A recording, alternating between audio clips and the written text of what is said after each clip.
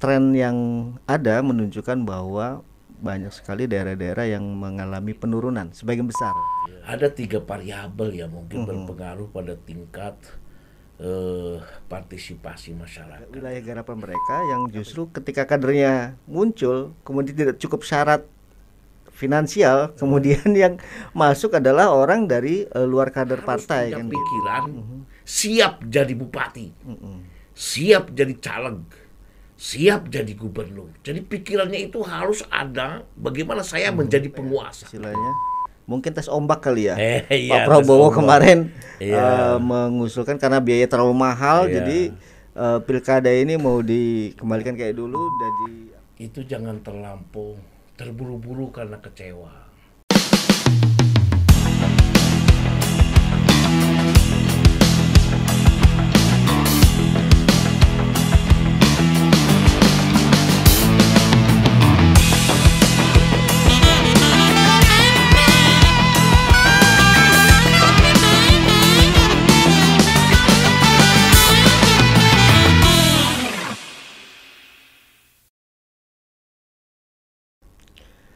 Oke, teman pemilih, selamat datang kembali di podcast KPU Kabupaten Cirebon. Kali ini kita kedatangan tamu yang tidak kalah istimewa dari episode-episode sebelumnya. Beliau tokoh nasional ya, karena sering tampil di TV juga. Kita sambut saja Profesor Dr. Fauzan Ali Rashid MSI. Iya.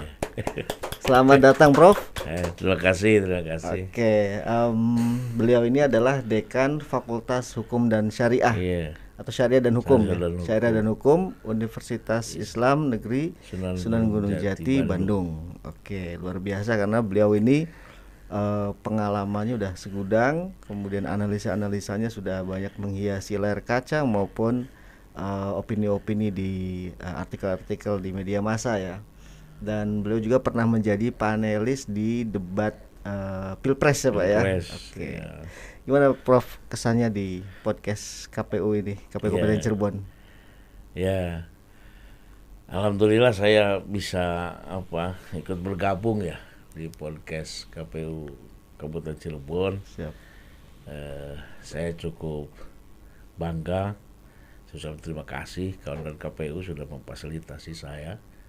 Ini podcast ini bisa jadi bagian dari proses sosialisasi politik atau pendidikan politik bagi masyarakat. Saya kira bagus sekali untuk terus dikembangkan ya. Alhamdulillah, walaupun ruangannya kecil mungil. Iya. Tapi di sini podcastnya pernah mampir di sini menjadi narasumber, bintang tamu itu banyak sekali tokoh-tokoh termasuk terakhir KPU RI ya Pak Idam. Alhamdulillah. Ya. Jadi memang kita berusaha untuk menampilkan yang terbaik buat teman pemilih ya, supaya teman pemilih bisa mendapatkan banyak insight, banyak pencerahan-pencerahan tentang seputar demokrasi dan pemilu dan pemilihan ya. Oke Prof,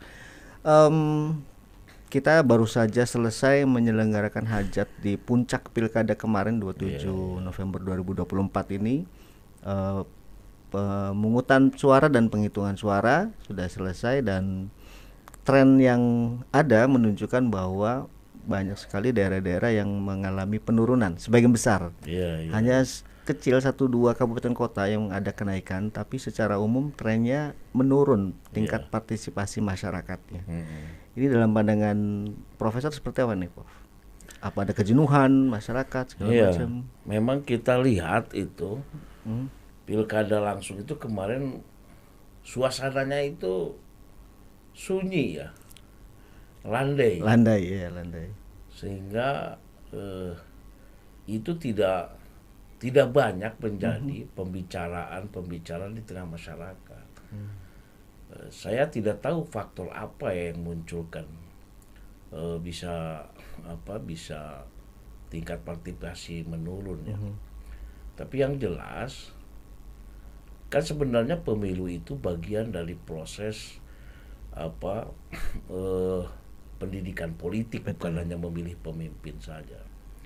Nah, dia menjadi bagian dari pendidikan politik, bahkan pendewasaan politik ketika masyarakat ikut berdiskusi, masyarakat ikut berbicara, Nah, pilkada itu, pemilihan langsung itu bisa juga memunculkan rasa fanatisme ya, keterikatan masyarakat pada daerahnya. Sehingga dia akan berbicara tentang, oh Kabupaten Cirebon bagusnya ke depan ini. Jauh lebih antusias harusnya. Jadi dia lebih berbicara tentang masa depan Cirebon gitu loh. Sehingga dia menurunkan pada tingkat siapa nih calon yang terbaik gitu. Nah itu kan jadi pembicaraan masyarakat harusnya ya. Nah, itu kalau banyak didiskusikan di tiap gang, di tiap pesrona, di tiap tongkrongan-tongkrongan, kemungkinan masyarakat bukan saja hanya hafal tanggal pencoblosan, tetapi dia akan berpartisipasi karena dia dengan pemilihan langsung ini itu bisa memunculkan harapan baru ya. Harapan baru. Walaupun secara teoritik mungkin ya ada 3 variabel yang mungkin berpengaruh pada tingkat partisipasi masyarakat ya. Apa itu, Prof? Pertama ada pendekatan secara ideologis ya. Jadi secara ideologis itu maksud saya memang ada bagian-bagian di masyarakat yang satu mungkin anti demokrasi, yang kedua juga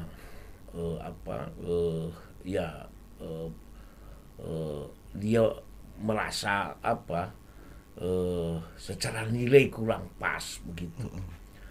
Jadi secara ideologis di kita ada memang kelompok-kelompok yang mengharapkan ya tidak mau ikut berpartisipasi. Yang kedua ada kelompok-kelompok yang secara bersikap secara politik ya.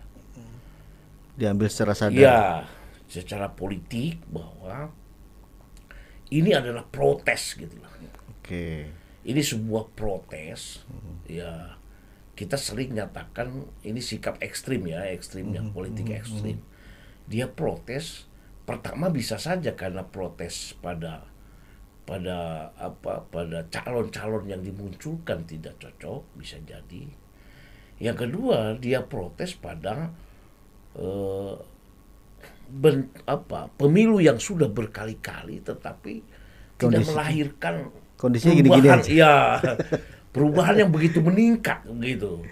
Jadi ini secara politik bisa saja sebuah protes yang bisa saja harusnya direspon oleh para elit politik gitu. Karena ini menurut saya ini bentuk kesadaran politik gitu, bahwa masyarakat kita menghendaki perkembangan. Contoh misalnya ada protes juga pada dulu sebelum munculnya keputusan Mahkamah Konstitusi, yang syarat pencalonan itu kan lebih sepi lagi tuh, lebih orang menganggap sudah didesain, dipolarisasi semua daerah itu.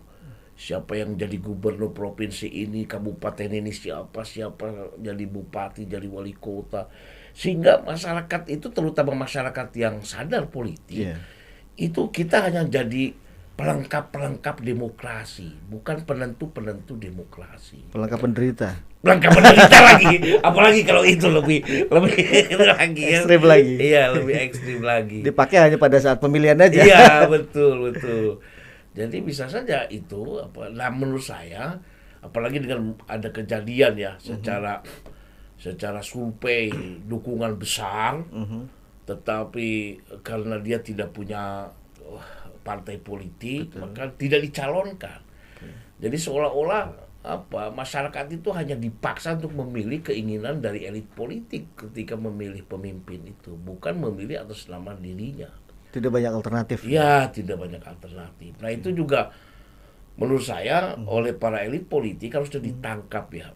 Karena politik hari ini dengan pemilihan langsung ini kan semakin terbuka, semakin ada lembaga-lembaga survei semakin dibutuhkan untuk mengukur tingkat penerimaan di tengah masyarakat.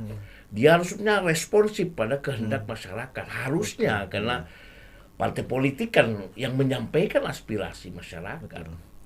Tetapi saya mohon maaf bukan menyalahkan partai politik. Menurut saya ke depan evaluasi ini ke depan partai politik harus menangkap, bahkan harus melakukan survei.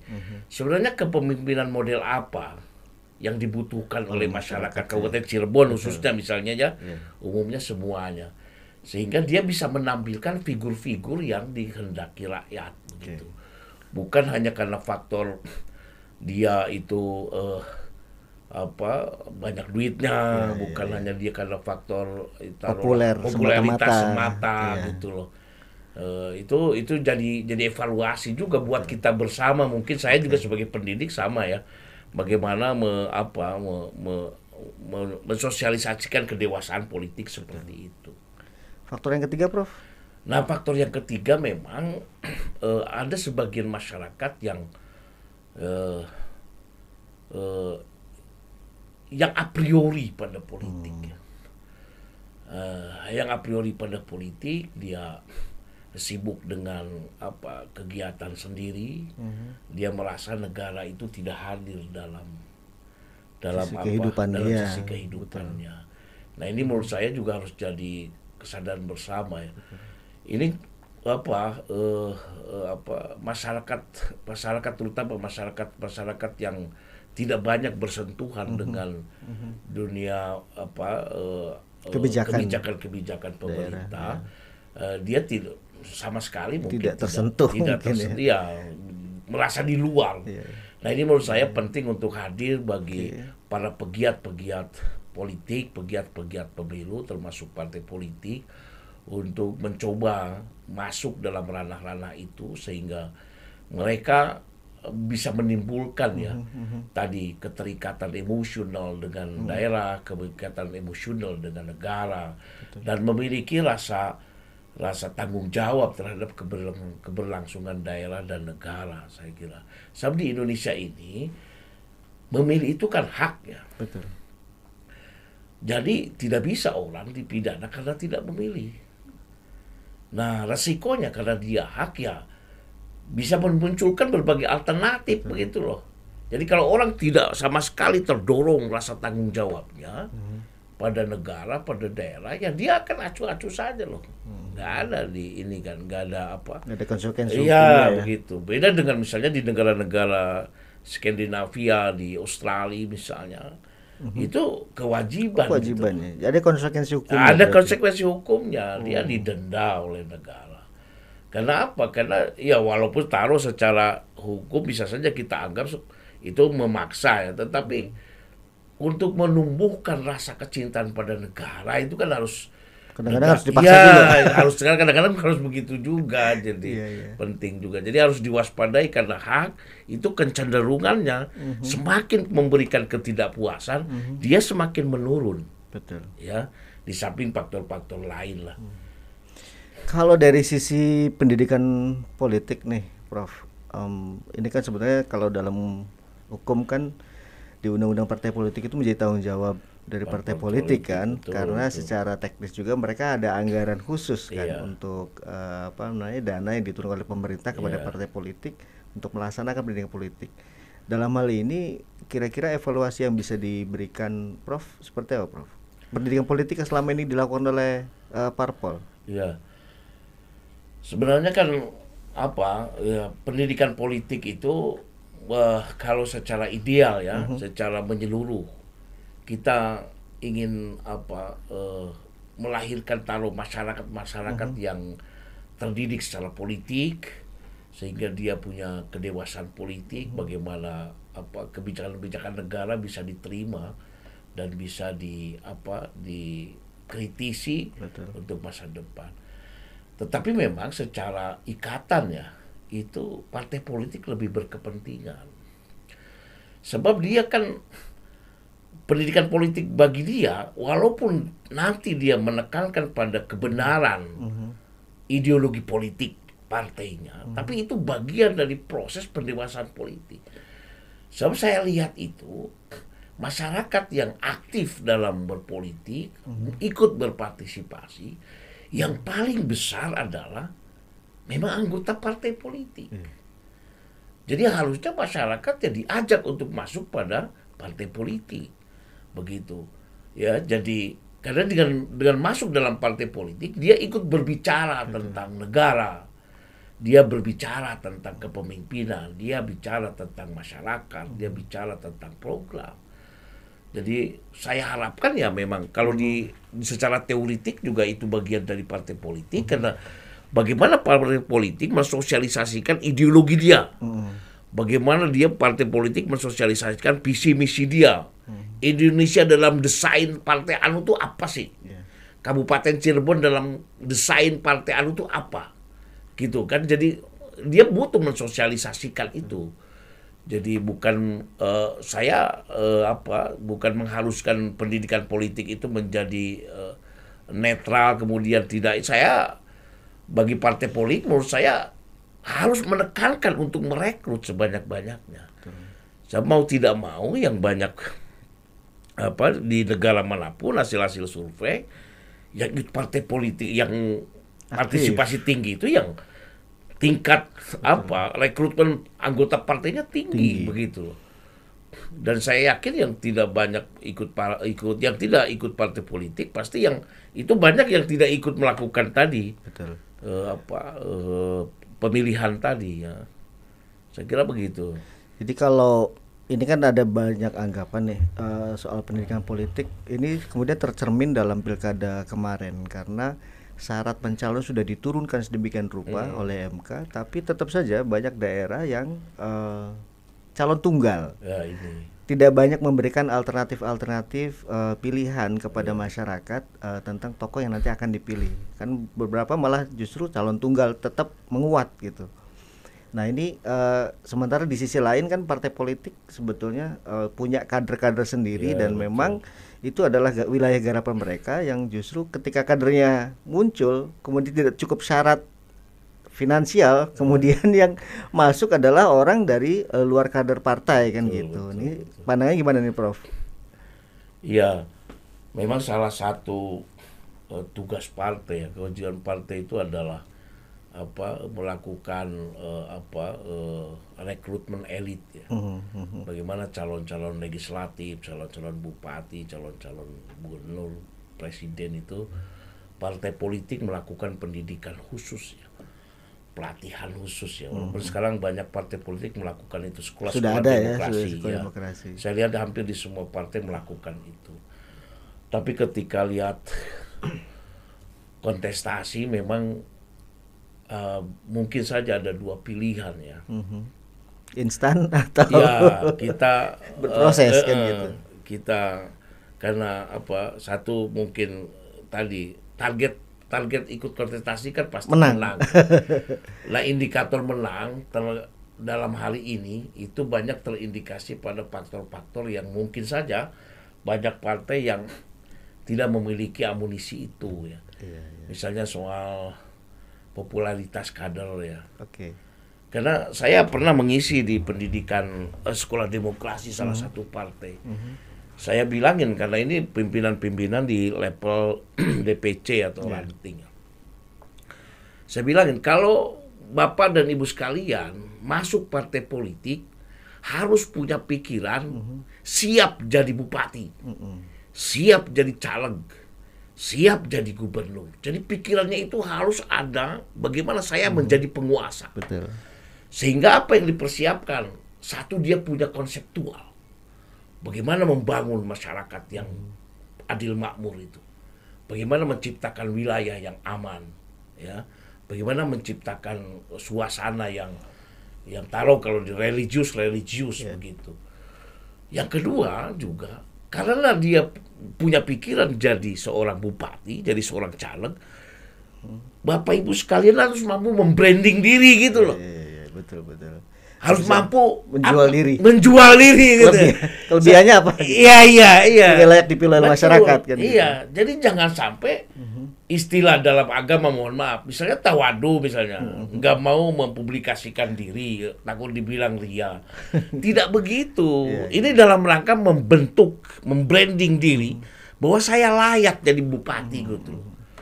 Nah sehingga di situ bisa tercipta menciptakan penerimaan masyarakat seberapa persen pada dirinya. Nah itu terukur berarti. Terukur. Jadi dia bisa membentuk mulailah misalnya dengan podcast kayak begini, dengan via IG atau WA dan lain sebagainya, dengan punya website sendiri. Saya bilang harus membranding diri. Karena masyarakat berhak tahu calon pemimpinnya. Nah, karena Bapak Ibu sekalian banyak aktivis partai tidak membranding diri, akhirnya yang muncul adalah orang-orang yang biasa membranding. Di antaranya para artis. Kalau dia kan populer. Iya, dia kan semakin populer kan semakin mahal. Ini nyangkut pendapatan ini kan begitu. Mahal dia sewanya itu kalau ini kan. Jadi kalau nyewa satu artis tuh jadi MC saja bisa puluhan juta bahkan ratusan juta. Nah ini kan kalau mereka kan fokusnya ke bisnis, kalau kita kan menciptakan pemimpin ya. Jadi ya branding lah diri itu partai politik. Kalau orang-orang partai politik bicara ingin berkuasa itu wajar, Pak.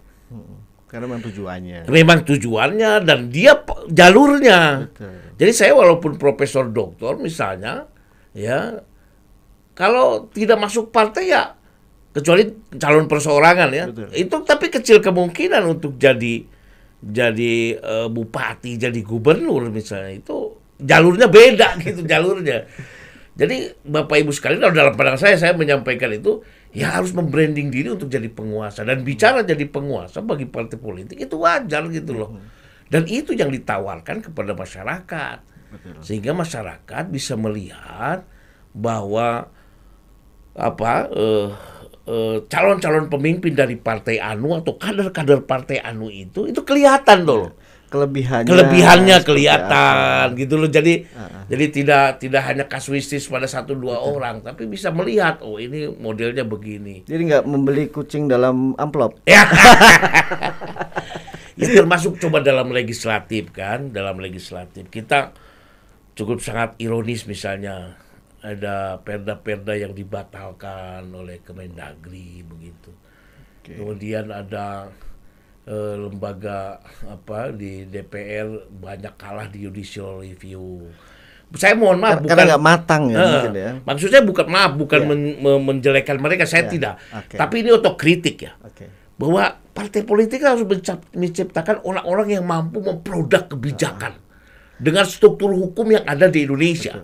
Bukan kemauan nafsu sendiri, tapi dia sejalan. Masa ada perda bertentangan dengan undang-undang? Ini kan ironis, Pak. Legislator menciptakan peraturan yang dia tidak tahu struktur-struktur hukum.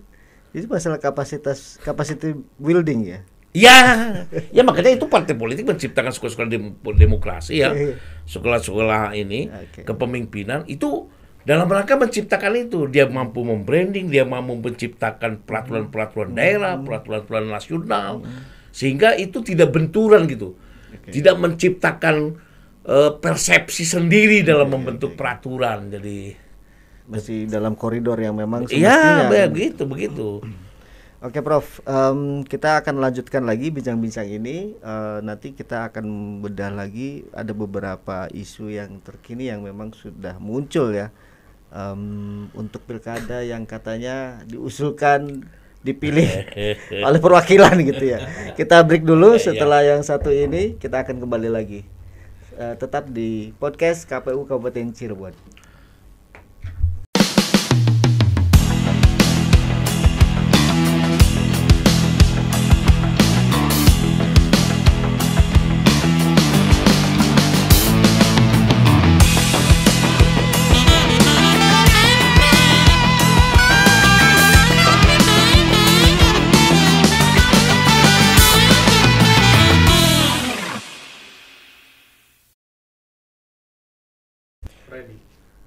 Oke, kembali lagi teman pemilih.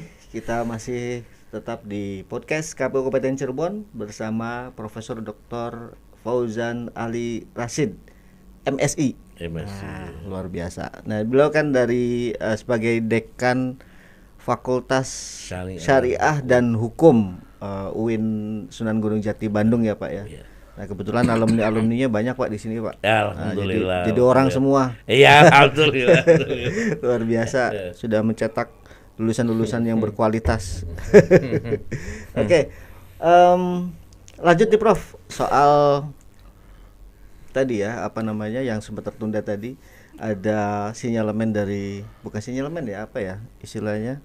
Mungkin tes ombak kali ya. Pak Prabowo kemarin mengusulkan karena biaya terlalu mahal, jadi pilkada ini mau dikembalikan kayak dulu dan dipilih oleh perwakilan dari DPRD gitu ya.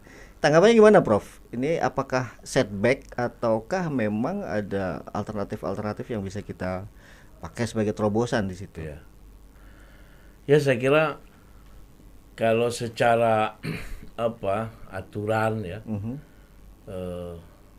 secara teoritik memang sistem perwakilan pemilihan lewat sistem perwakilan atau langsung ya, direct election atau indirect election itu tidak bertentangan, bisa sama-sama aja dalam konteks demokrasi. Tetapi yang saya harapkan ketika kita membuka sebuah aturan ya, itu jangan terlampau terburu-buru karena kecewa, terburu-buru karena kita melihat modal yang begitu besar. Ini kan berpikir tentang masa depan daerah, masa depan bangsa ya.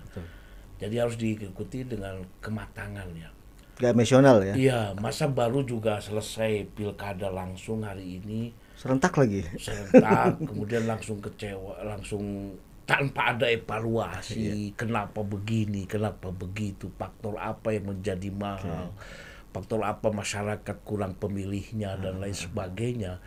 Evaluasi secara objektif, baik dilakukan oleh kelembagaan, nanti kan KPU juga melakukan evaluasi. Kan menyampaikan laporannya, atau lembaga-lembaga penggiat pemilu atau BRIN boleh melakukan penelitian, sehingga penggantian perubahan itu bukan karena kejadian-kejadian yang Taro merasa kecewa, tetapi karena memang kebutuhan harusnya.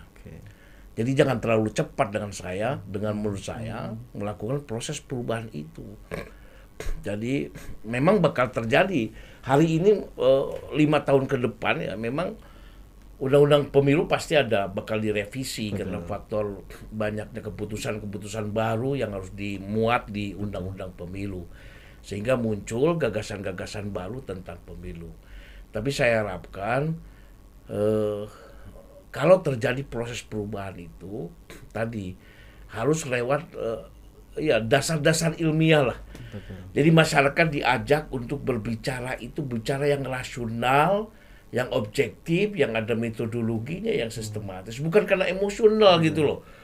Ada caleg atau caleg kandidat yang kalah besar, sudah kalah, modalnya habis besar, kemudian langsung dia kecewa, udah perwakilan aja kalau begini kan. Nah, jangan begitu. Dan menurut saya tidak di situ. Kita itu memang negara yang paling mudah melakukan perubahan undang-undang. Coba undang-undang pemilu semenjak reformasi. Itu berubah-ubah tiap 5 tahun. Yang tidak berubah itu hanya pemilu 2024 masih menggunakan undang-undang 2017. Yang lain itu per 5 tahun rubah. Orang kan bertanya, perubahan itu ya wajar ya. Wajar. Tetapi dasar perubahan itu faktor apa yang mempengaruhi? Kontekstual nggak gitu? Iya, kontekstual. Iya, relevan nggak dengan kebutuhan politiknya? Jangan sampai perubahan itu hanya didasari ingin saling jegal antar partai. Biar partai politik baru tidak masuk mencalonkan, dibuatlah parlemen threshold misalnya, atau presiden threshold. Sekarang mau dirubah lagi, dan itu jangan sampai begitu. Jadi perubahan dapil disesuaikan dengan siapa yang mau digoreng, siapa yang mau jangan begitu. Kesannya kan jadi seperti itu. Ya, jadi saya dua arus ya, Prof ya. Artinya gini, ini kan ada aras hukum dan satu lagi aras politik kan gitu. Iya. Kan kemarin juga kan kita bisa lihat dengan gamblang waktu pasca putusan MK yang soal persyaratan pencalonan ya. Ketika DPR kemudian melakukan manuver-manuver tertentu yang akhirnya mendapat penolakan keras dari masyarakat kan begitu. Ini untuk menyelaraskannya gimana ya, Prof? Cari titik tengahnya ini. Ya menurut saya walaupun ya undang-undang itu adalah produk akhir-akhirnya kan kompromi politik. Betul. Ya. Tapi menurut saya jangan sampai politik yang transaksional di level elit untuk keuntungan sekian elit ya. Jadi jangan sampai begitu. Menurut saya harus ada hal yang ideal. Bagaimana aturan itu dibangun untuk kepentingan berdemokrasi. Kepentingan untuk membuka ruang masyarakat untuk bisa punya hak untuk menjadi orang yang dipilih, ya. Bukan hanya pemilih saja. Buka ruang itu. Jadi punya hak untuk rakyat untuk mengekspresikan keinginan-keinginan, peran dia dalam membangun bangsa. Jadi ada peran-peran ideal yang harus dibuka, ya. Jadi kalau saya harapkan ya, kalau dalam pandangan saya, jangan sampai alasan peralihan ke sistem perwakilan itu misalnya karena faktor ekonomi, ya. Biar hemat, biar efektif. Ya secara ahli ekonomi bahkan berpikir begitu. Tapi kalau menurut saya bahwa pemilihan secara langsung itu justru menghidupkan sektor ekonomi sampai ke titik daerah. Kampanye banyak yang dagang, iya, gitu banyak misalnya. yang dagang situ, kan rumah-rumah makan banyak dipakai pertemuan kader, kan hotel-hotel banyak dipakai gitu loh, kan hampir hidup semua. Betul. Percetakan jadi hidup semua kan. Yang penting lunas kan gitu. Nah tapi itu harus lunas, jangan detak gak dibayar. Jangan nganjuk. Kalah kemudian gak dibayar. Gak dibayar dengan begitu. Repot juga. Jadi kalau hanya faktor hemat dalam pandangan justru perputaran uang lebih tinggi dalam pemilu. Inilah ada kesesuaian antara proses demokratisasi dengan perkembangan ekonomi.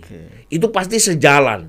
Karena demokrasi dalam politik, ya, ya mau tidak mau ekonomi itu taruhlah walaupun di bidang ekonomi liberal atau itu akan mengikuti juga.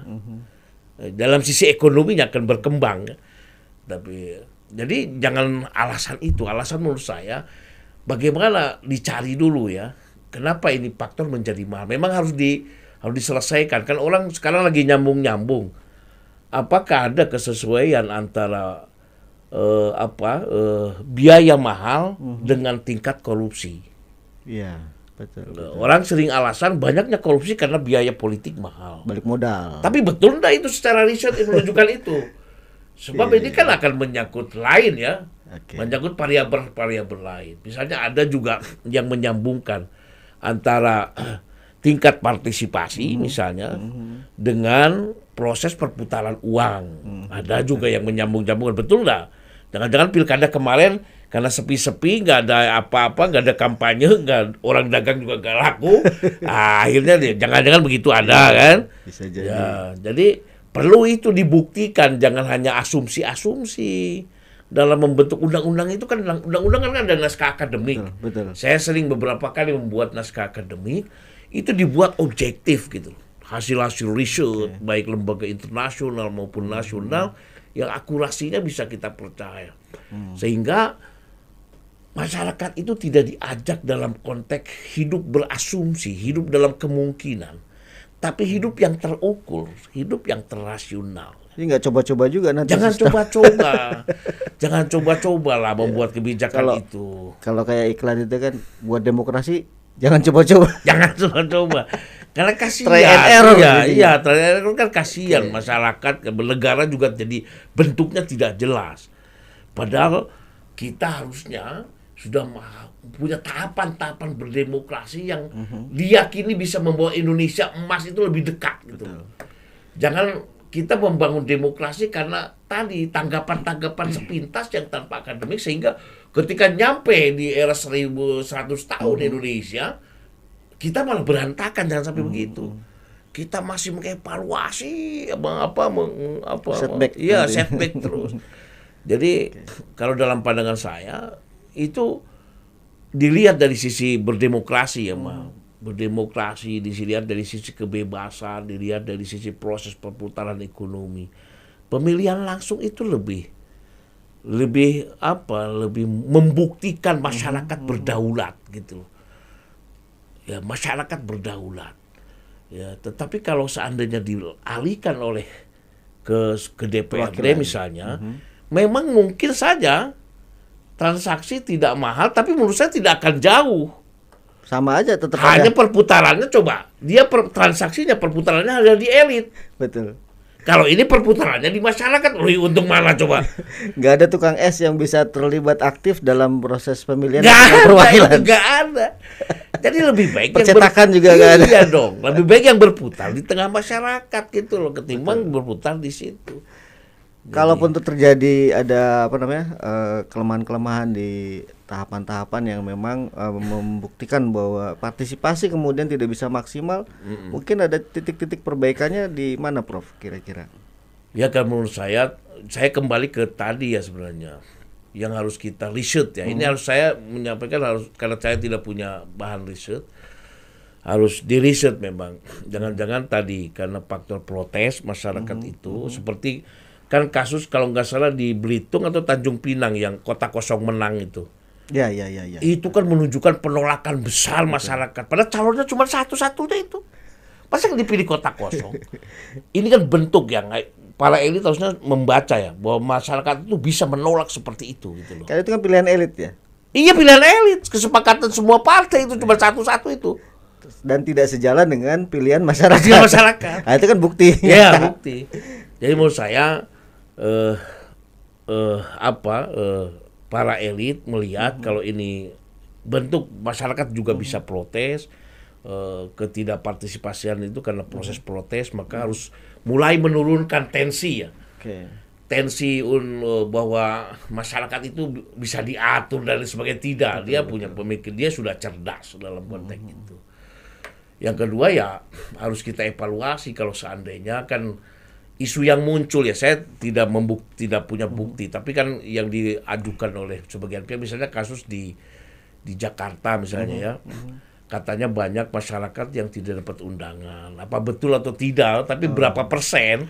Saya tidak tahu ya. Itu yang pernah dilalaikan oleh gugatan. Itu dievaluasi tentang mungkin kinerja dari para penyelenggara, betul atau tidak. Jadi semuanya dilihat ya, Jadi bagaimana betul kalau penyelenggara, kemudian juga ya dalam bentuk taktisnya, sebab demokrasi itu akan dilihat dari sisi di TPS yang kelihatan.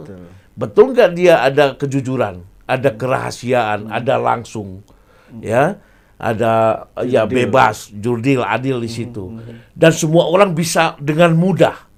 Jangan-jangan ada kesulitan, itu dilihat, dievaluasi gitu loh. Tapi produknya riset, jangan asumsi. Di riset, holistik. Jadi dilihat. Karena kemarin itu kan ada penggabungan TPS ya. Di Pilkada itu kan ada penggabungan TPS. Regrouping. Ya, itu. Jadi jumlahnya sekitar 2 kali lipat. Kan? 2 kali lipat, makanya yang tadinya merasa dekat jadi jauh. Harus pakai ojek. Dia kan jadi nggak mau. Jangan-jangan dilihat. Jangan tidak ada kemudahan itu.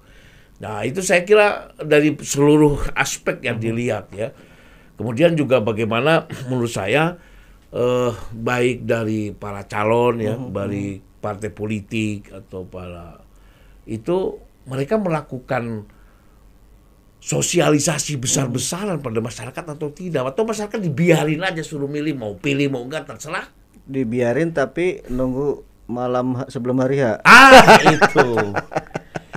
Sebab dalam pandangan saya kelebihan dari pemilihan langsung itu semua elit turun ke masyarakat. Sehingga dia tahu kondisi masyarakat. Dia tahu daerahnya, jalan jelek, sekolah jelek, puskesmas jelek, kan? Ini kelebihan dari pemilihan langsung. Pemimpin jadi tahu, tapi masyarakat juga jadi tahu siapa calon pemimpinnya, sehingga dia bisa memberikan kriteria. Ini orangnya pintar tapi sombong. Ini bisa jadi begitu loh. Betul. Ini orangnya baik tapi pelit, bisa begitu. Dia bisa lihat ada tapi catatan. Tapi itu bagian dari mengkritisi. Nah, kalau pemilihan sistem perwakilan, pemimpin itu tidak butuh datang ke desa. Tidak butuh datang ke kampung-kampung, ke kelompok masyarakat. Dia cukup dekat dengan ketua umum partai. Selesai. Atau dia dekat dengan para penguasa hari ini. Selesai. Jadi itu masuk ke black box ya berarti. Iya, dalam teori politik itu betul. Betul. Masyarakat umum tidak bisa melihat dan tidak bisa berpartisipasi aktif karena itu sudah masuk dalam kotak hitam yang hanya bisa diakses oleh perwakilan saja. Iya, betul. Ya. Kita penyelenggara juga nganggur jadinya, Pak. Karena kan ketika pilkada atau pemilu itu kan sebagian besar anggaran itu kan buat honorarium ad hoc ya. Iya, Dan betul. kita juga di Kabupaten Cirebon ini Pak, untuk KPPS saja kita total ada 23.226 Iya, KPPS, iya, betul, belum termasuk betul. linmasnya yang 2 orang itu per TPS Betul. ya. Artinya ini menggerakkan juga dapur-dapur Iya. teman-teman ad hoc kan, Iya, yang betul. memang kalau di tahapan pilkada kan lebih singkat, Iya, cuma tidak sepanjang ketika pemilu kan gitu. Di kita itu coba dalam sistem pencoblosan. Mohon maaf ini saya dalam pikiran saya. Kita kan tidak bisa kalau orang lagi di luar kota. Saya misalnya punya anak kuliah di Jogja. Ketika pilkada cuma 1 hari dia libur, hanya tanggal 27. Sedangkan dia lagi UAS, ujian akhir, nggak mungkin pulang. Betul. Dan Kenapa nggak bisa kayak di Amerika, mohon maaf ya, Iya. bisa dikirim Pos. lewat pos, ya? Mungkin juga bisa pakai e-vote Betul. untuk kasus tertentu ya, kasus-kasus kayak begitu. Nah ini kan sistem pemilu juga membuat ribet juga orang tuh. Jadi jangan disamakan karena dibuat wajib dibuat hari itu hari libur, orang kumpul semua. Nggak begitu juga. Pak. Iya, iya. Tidak Orang secara yang otomatis. berdagang kan sayang juga. Coba kalau dia sambil berdagang di ini kan, dia harus 1 hari nggak dapat pendapatan atau setengah hari gara-gara pemilu.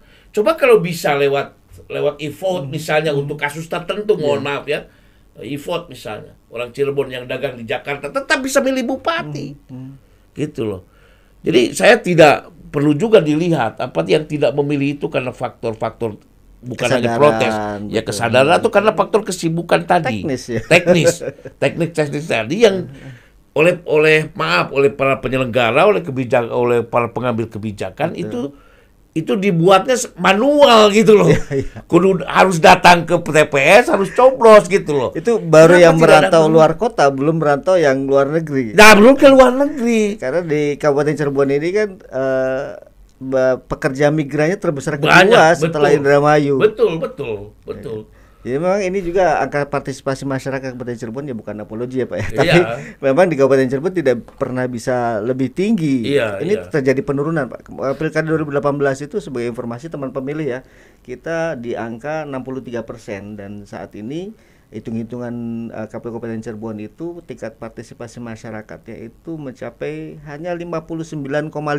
Iya. Jadi penurunan. Penurunan. Ya. Tapi ini juga rata di Iya. daerah-daerah lain. Jadi memang kalau trennya semakin besar DPT itu trennya partisipasi juga Iya. semakin menurun. Iya, tapi tadi dievaluasinya dari berbagai aspek betul, ya. betul. Baik dari sisi kebijakan, dari sisi tadi teknisnya, kemudian dari sisi berbagai.